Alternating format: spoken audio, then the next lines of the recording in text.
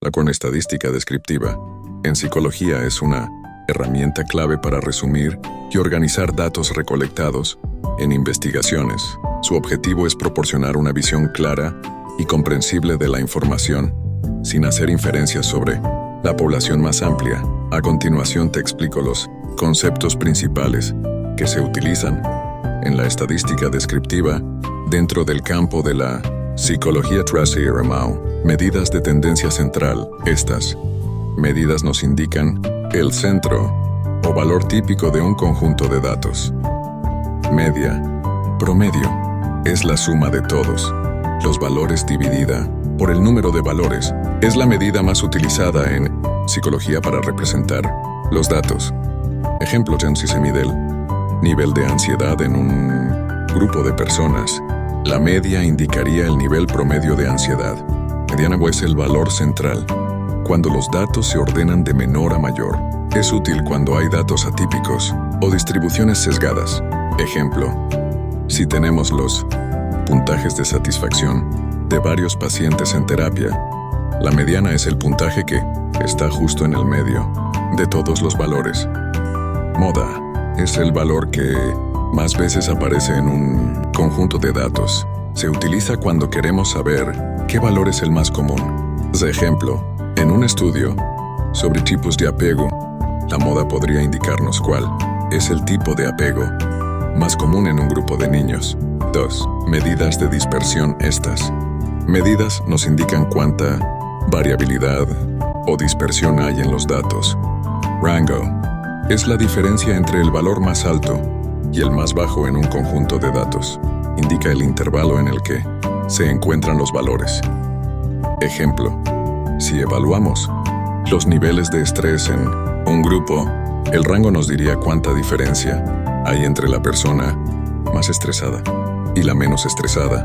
La varianza mide la dispersión de los datos en relación con la media. Cuanto mayor sea la varianza, más dispersos están los datos. Ejemplo, en un estudio sobre autoestima, la varianza puede indicar cuánto varía la autoestima entre los participantes. Y desviación estándar es la raíz cuadrada de la varianza. Indica cuánto se desvía, en promedio, un valor de la media. Es muy usada en psicología para evaluar la consistencia o variabilidad de los resultados. Por ejemplo, en un test de inteligencia, la desviación estándar podría mostrarnos si los puntajes de los participantes están muy dispersos o son similares entre sí. 3. Distribución de frecuencias. Tablas de frecuencias organizan los datos en función de la frecuencia con que ocurren los diferentes valores.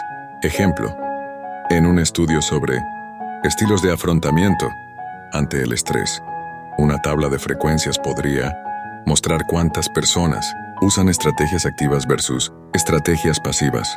Gráficos de barras se utilizan para visualizar la distribución de datos categóricos.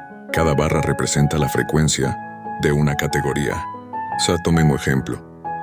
Para mostrar el número de pacientes con diferentes diagnósticos, ansiedad, depresión, etc., se puede utilizar un gráfico de barras. El histograma es similar a un gráfico de barras, pero se utiliza para datos continuos. Muestra cómo los datos se distribuyen en intervalos. Ejemplo, un histograma podría mostrar la distribución de puntajes en una prueba de memoria en un grupo de adultos mayores. Percentiles y cuartiles. Percentiles indican la posición relativa de un valor en el conjunto de datos. Un percentil del 75, por ejemplo, indica que el 75% de los valores están por debajo de ese valor. Ejemplo, si un niño está en el percentil 90 en una prueba de desarrollo cognitivo, significa que el 90% de los niños de su edad obtuvieron puntajes más bajos que él.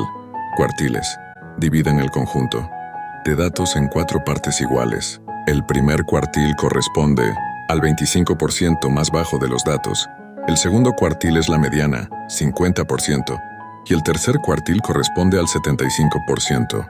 Ejemplo, en un estudio sobre rendimiento académico, los cuartiles pueden mostrar cómo se distribuyen los puntajes de los estudiantes.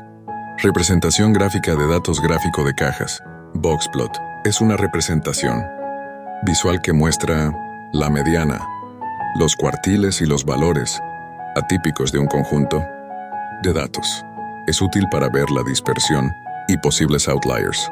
Ejemplo, en un estudio sobre niveles de bienestar, un gráfico de cajas podría mostrar la variabilidad en los puntajes de bienestar entre diferentes grupos.